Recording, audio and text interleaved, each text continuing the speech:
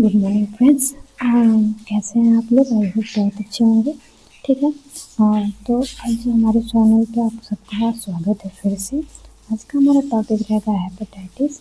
Hepatitis कितने प्रकार के होते हैं, उनके डिफिनेशंस को देखेंगे एंड उनके टाइप्स को देखेंगे और कॉजेज़ की वजह से देखेंगे किसकी वजह से हेपेटाइटिस कॉज कर रहा है। हेपेटाइटिस एक गंभीर बीमारी है, ये बच्चों में बहुत ज़्यादा देखने को मिलते हैं। और चलिए बिना टाइम को ज़ाया किए हम अपने वीडियो की तरफ आगे बढ़ते हैं, आगे डिस्कस करते हैं। तो लेट्स स्टार्ट द वीडियो। तो फर्स्ट वन होता है कि हेपेटाइटिस कितने प्रकार के होते हैं, दोनों प्रकार से उनके प्रॉब्लम्स को देखेंगे। फर्स्ट वन होता है कि इन्फेक्शियस हेपेटाइटिस।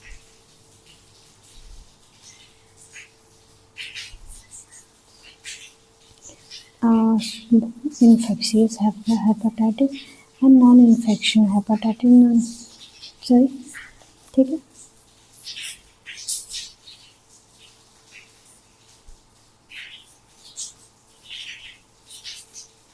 इन्फेक्शियस हेपेटाइटिस में कितने टाइप्स होते हैं, कौन कौन से उसके कॉजेज होते हैं, उसके बारे में डिस्कस करेंगे। तो first one infectious and non infectious होते हैं। तो हम किसको चेक करें, हम देखेंगे तो इन्फेक्शियस हेपेटाइटिस को। इन्फेक्शनल हेपेटाइटिस, इंट्रोडक्शन को देख लेते हैं।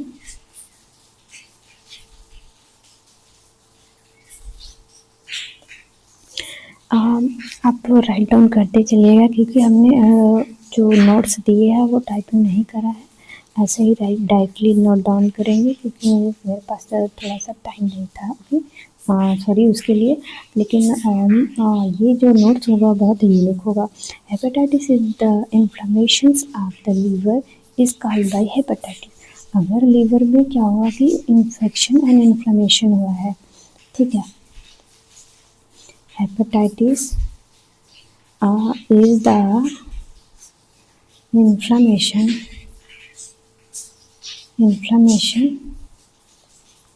and infections बोल सकते हैं in liver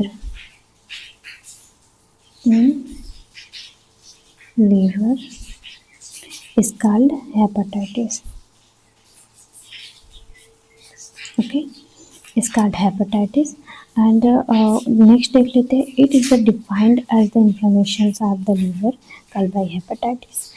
हेपेटाइटिस कैसे हो रहा है, तो जब हमारे लीवर में जो होता है कि ये हमारा जैसे लीवर प्रेजेंट हो गया, सॉरी लीवर टू लोब्स में प्रेजेंट होते हैं ना, ये हमारा लीवर प्रेजेंट हो गया, इसमें क्या होता है इन्फ्लेमेशन हो जा रहा है किसी कारण, उसी को हेपेटाइटिस कहते हैं। हेपेटाइटिस के टाइप्स देख लेते हैं, तो उसके टाइप्स क्या क्या होते हैं, ठीक है, कैसे होते हैं इसके बारे में डिस्कस करेंगे। तो हेपेटाइटिस के मेनली 5 टाइप्स होते हैं। Hepatitis A, hepatitis B and hepatitis C, ये इन्फेक्शियस हेपेटाइटिस है। Hepatitis D, hepatitis E. Okay, अब एक एक को डिस्कस करेंगे और इनके कॉजेज को भी देखेंगे कि hepatitis A, hepatitis B and other कैसे स्प्रेड हो रहा है। ओके, तो फर्स्ट वन देखते हैं हेपेटाइटिस ए। हेपेटाइटिस ए, जो हेपेटाइटिस ए है ये किससे कॉज कर रहा है, तो हेपेटाइटिस ए वायरस से कॉज कर रहा है, ठीक है। हेपेटाइटिस ए वायरस से कॉज कर रहा है और किसकी वजह से कॉज कर रहा है, इसका इटियोलॉजी को क्या क्या है, तो कह सकते हैं this is the general transmissions. इस ये ट्रांसमिट कैसे होता है, इन्फेक्शियस डिजीज़ है तो इसमें जो होता है कि किसी के कांटेक्ट से आने से तभी ये जो डिजीज़ है वो स्प्रेड होगा या कॉज होगा, ठीक है। तो हम इसे बोल सकते हैं it is the general transmissions,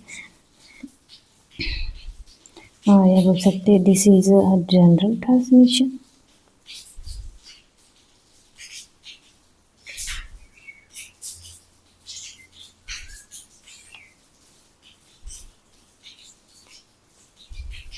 This is a general transmission to contaminated food materials.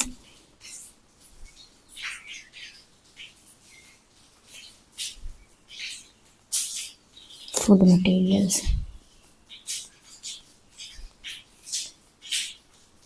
Materials, हो गए, वाटर हो गया एंड फूड हो गया, और फेस टू फेस कांटेक्ट में आने से ये हेपेटाइटिस कॉज कर रहा है ए। ओके, हेपेटाइटिस ए जाने आप, हेपेटाइटिस ए जो होता है हेपेटाइटिस ए वायरस से कॉज कर रहा है। ये किससे कॉज कर रहा है? तो ये contaminated food materials, waters and face to face infection इस पर्सन है उसके कांटेक्ट में आने से कॉज कर रहा है। हेपेटाइटिस बी की तरफ चलते हैं। हेपेटाइटिस बी जो होता है हेपेटाइटिस बी वायरस से कॉज करता है। ये ट्रांसमिट होता है place contact with in infections body fluid. अगर हम किसी की जैसे कोई पेशेंट है उसके, ये कोई पेशेंट है, ठीक है, इसको हेपेटाइटिस हुआ है, इसके फ्लूइड के कांटेक्ट में कोई अदर पेशेंट आ गया तब होगा, ठीक है। सच एज जैसे ब्लड के कांटेक्ट में, स्मेयर के कांटेक्ट में, ब्लड स्मेयर और अदर फ्लूइड्स के कांटेक्ट में एंड सलाइवा के कांटेक्ट में। ओके, नेक्स्ट देख लेते हैं हेपेटाइटिस सी। सबसे ज़्यादा डेंजरस जो होता है कि हेपेटाइटिस बी होता है, ठीक है। ये फ्लूइड के कांटेक्ट में आके, सेक्सुअल ट्रांसमिशंस के कांटेक्ट में आके क्या होता है कि उसके वजह से भी हो सकता है, ठीक है। इसमें क्या होता है कि ज़्यादा गंभीर रूप से क्या होता है कि ट्रीटमेंट कराया जाता है। हेपेटाइटिस जो सी होती है, this is caused by the hepatitis C virus. Hepatitis C virus is transmitted by infectious body fluids and sexual transmissions।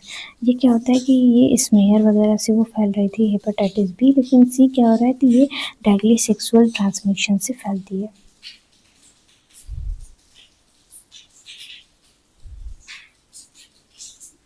Sexual transmission से फैलती है, ठीक है। ये कांटेक्ट में आने से स्प्रेड होती है। नेक्स्ट देख लेते हैं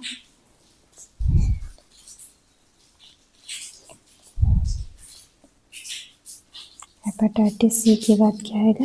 हेपेटाइटिस डी। ये हेपेटाइटिस डी वायरस से हो रही है। ओके, ये स्प्रेड कैसे हो रही है? तो ये हेपेटाइटिस जो डी होती है स्प्रेड हो रही है ब्लड से एंड अदर बॉडी फ्लूइड से, फॉलो डिस्पर्स इन्फेक्शन वायरस वगैरह से, जैसे कि ये ब्लड से भी हो रही है, फ्लूइड से भी हो रही है, इन्फेक्शियस पेशेंट्स है उससे भी स्प्रेड हो रही है। ओके, एंड बॉडी इन्फेक्शंस वगैरह, खुद के ही बॉडी इन्फेक्शन से ये हो रही है, इन्फेक्शन से हो रही है। ओके, अब हेपेटाइटिस जो होता है कि हमारा ई, हेपेटाइटिस सी जो होता है कि लीवर में इन्फ्लेमेशन कॉज करता है हेपेटाइटिस ई वायरस से। हेपेटाइटिस ई वायरस से ये कॉज करता है। ओके, और जो होता है कि ये डायरेक्टली ये जो होते हैं कि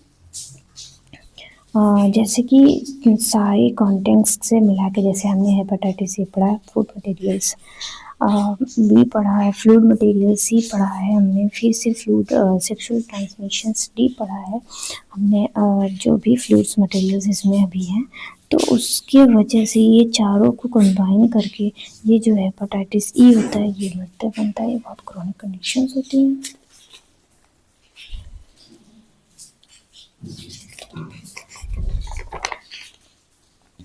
ठीक है, ये बहुत क्रोनिक कंडीशंस होती है।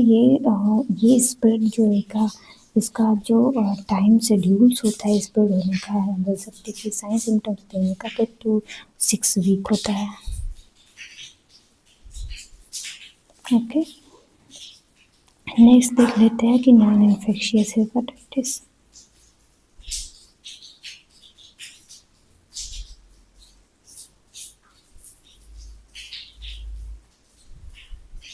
Non-infectious hepatitis is it means not involving by virus, food materials, contained वगैरह कुछ नहीं, इसमें कोई भी इन्फेक्शियस एलिमेंट्स नहीं होंगे, कॉजेज नहीं होंगी। इसमें क्या होगा कि जो non infectious hepatitis is that inflammations of the liver that causes by the scarring, अगर लीवर स्कारिंग हमने पढ़ाया था पीछे, अगर लीवर स्कारिंग हो गया, सिरोसिस हो गया है, लीवर कैंसर्स वगैरह हो गए हैं, लीवर फेल्योर हो गया है, लीवर डेथ हो गया है, फेल्योर हो गया है, देख लीजिए scarring, cancer and liver failure, liver death हो गया हो, प्रॉपर फंक्शन करना बंद कर दिया हो, इसकी वजह से नॉन इन्फेक्शियस कंडीशंस में ये सब आते हैं, इसकी वजह से हो सकता है hepatitis, non infectious hepatitis and other भी इसकी कॉजेज होते हैं, अदर भी कॉजेज जैसे टॉक्सिसिटी। अब ये टॉक्सिसिटी जो होता है कि मेडिकेशंस की जो होगी टॉक्सिसिटी, अल्कोहल, ये मेन कॉजेज है, अल्कोहल की वजह से एंड ऑटो इम्यून डिजीज़ की वजह से। ये है पर ऑटो इम्यून डिजीज़ जो होता है कि ये अपने जो हमारा लीवर है ये अपने से लीवर के ही सेल, खुद के ही सेल को किल करना स्टार्ट कर देते हैं, इसकी वजह से क्या होता है कि ऑटो इम्यून हेपेटाइटिस कॉज करते हैं, उसके बारे में भी देखेंगे अभी। हेपेटाइटिस जो टॉक्सिसिटीज़ हेपेटाइटिस होती है, टॉक्सिक हेपेटाइटिस होती है, वो कॉज करती है जो ड्रग के न्यूट्रिशन सप्लीमेंट ले रहे हैं वो टॉक्सिसिटी है, जैसे कोई सब्जी मटेरियल्स वगैरह ले रहे हैं, वेजिटेबल्स मटेरियल्स, फूड मटेरियल्स ले रहे हैं, वो टॉक्सिसिटीज़ हो, हार्मफुल हो, उसमें जहर टाइप का कुछ हो तो उसकी वजह से कॉज करेगा। अगर हम कॉन्टीन्यूसली कोई ड्रग ले रहे हैं, ओवरडोज हो जा रही है, उसकी टॉक्सिसिटी बढ़ जा रही है, उसकी वजह से कॉज करेगा। अल्कोहल हेपेटाइटिस क्या होता है कि अगर कंजप्शन अल्कोहल का ज़्यादा हम ले रहे हैं, उसकी ड्रिंकिंग ज़्यादा कर रहे हैं, उसकी वजह से जो हेपेटाइटिस लीवर में अफेक्ट पड़ेगा, लीवर में इन्फ्लामेशंस होगा, लीवर स्वेलिंग कर जाएगी, उसकी वजह से होता है। ओके, और auto immune hepatitis, auto immune hepatitis is attack liver force, जो भी लीवर प्रॉपर सेल्स वगैरह होते हैं, लीवर सेल्स वगैरह होते हैं, इस पर अटैक करती है, ये खुद के ही एंटीबॉडी खुद पे ही अटैक करते हैं, कॉजिंग बाय इन्फ्लामेशन, ये कॉज करती है इन्फ्लामेशन एंड लीवर स्कारिंग, ये कैंसर्स वगैरह कॉज करती है, जैसे कि अगर जेनेटिक वगैरह हो गया है हेपेटाइटिस का कैंसर्स वगैरह कॉज किए हैं तो उसकी वजह से भी स्वेलिंग्स वगैरह होंगी, खुद के ही सेल को खुद किल करेंगे, जैसे कि ये हमारा लीवर हो गया, इसमें हो गया ट्यूमर, ट्यूमर की वजह से क्या होगा कि यहाँ पे जो लीवर होगा उसमें वो अल्टर्ड करेगा तो हेपेटाइटिस कॉज करेगा। हेपेटाइटिस मतलब inflammation, infection of the liver, in the liver and failure हो जाएगा लीवर और स्वेलिंग्स हो जाएंगी, उसकी वजह से क्या होगा ये कंस्टिट्यूशन देखने को मिलेंगी। एंड सारे हेपेटाइटिस को मिला के नॉन इन्फेक्शियस हेपेटाइटिस को मिला के हम क्लिनिकल मैनिफेस्टेशन देखेंगे। क्लिनिकल मैनिफेस्टेशन में जो होता है कि साइन सिम्टम्स क्या क्या देखने को मिलेंगे। तो फर्स्ट वन जो मोस्ट वन इम्पोर्टेंट है कि पहले तो लीवर डैमेज होगा, लीवर के जो सेल होंगे वो डैमेज होंगे, क्योंकि हेपेटाइटिस एक अपने आप में भी क्रोनिक इन्फेक्शंस है, ठीक है, क्रोनिक बीमारी है। फटीग होगा पेशेंट को, फटीग होगा एंड डार्क जो होगा कि यूरिन पास होगा,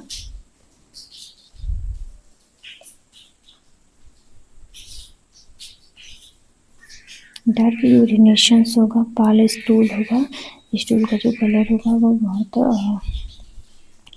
वो पाल कलर्स होंगे, ठीक है, एब्डोमिनल पेन होंगे, ठीक है, एब्डोमेन पेन होंगे and loss of hepatitis, patient को खाने का इच्छा नहीं करेगा। एक्सप्लेन वेट जो होता है कि वो कंटिन्यूसली लॉस होंगे, जॉइंटिस देखने को मिलेगा।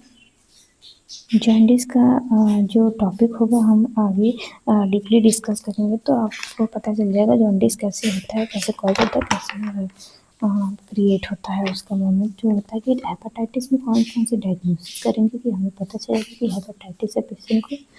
तो डायग्नोसिस में क्या क्या करने वाले हैं, first one history collection, physical examination, physical examination करेंगे कि पेशेंट को कोई और बीमारी तो नहीं है, हेपेटाइटिस के अलावा कुछ हेपेटाइटिस फेलियर तो नहीं हुआ, कभी भी सीरोसिस वगैरह कैंसर वगैरह तो नहीं है, ये सब एग्जामिनेशन करेंगे। फिजिकल एग्जामिनेशन करेंगे कि उसकी बॉडी हेपेटाइटिस की वजह से क्या होता है कि पीली तो नहीं है, उसके जॉइंटिस वगैरह तो कुछ नहीं है, उसका स्वेटिंग वगैरह हो रही है ठीक से कि नहीं हो रही है, वो सब प्रॉब्लम्स क्रिएट हो रहे हैं, कोई और साइन सिम्टम्स जो भी है उसको आइडेंटिफिकेशन करेंगे। फिर लीवर फंक्शन टेस्ट करेंगे, लीवर का फंक्शन कैसा है, लीवर फंक्शन टेस्ट करेंगे। फिर उसके बाद लेबोरेटरी टेस्ट करेंगे, लीवर का लेबोरेटरी टेस्ट करेंगे कि उसमें कैंसर्स वगैरह सेल्स तो नहीं उत्पन्न हो रहा है, इन्फेक्शस है कि नॉन इन्फेक्शस हेपेटाइटिस है, उसके बारे में डिस्कस करेंगे। अल्ट्रासाउंड में देखेंगे कि हेपेटाइटिस का विजुअल एक्शन कितना स्वेलिंग है कि नहीं है, और कितना डैमेज हुआ है नहीं डैमेज हुआ, फेल्योर है, ये सब आइडेंटिफिकेशन करेंगे। ब्लड टेस्ट में करेंगे इन्फेक्शियस है नॉन इन्फेक्शियस है, ठीक है। अल्ट्रासाउंड और सीबीसी करेंगे, ठीक है। अब मैनेजमेंट क्या करने वाला है कि जो भी मैनेजमेंट है नॉन इन्फेक्शियस है तो उसमें क्या करेंगे कि इन्फेक्शियस है उसमें क्या करेंगे, तो मेडिकल मैनेजमेंट में हम क्या करते हैं, फर्स्ट वन एंटीवायरल ड्रग देंगे। वायरल इन्फेक्शन है, इन्फेक्शियस हेपेटाइटिस है, इन्फेक्शियस हेपेटाइटिस है तो उसको एंटीवायरल ड्रग देंगे ताकि जो इन्फेक्शन है वो रिड्यूस हो सके, इन्फ्लेमेशन रिड्यूस हो सके। टेनोफॉरिन जिसमें मेडिकेशन आते हैं,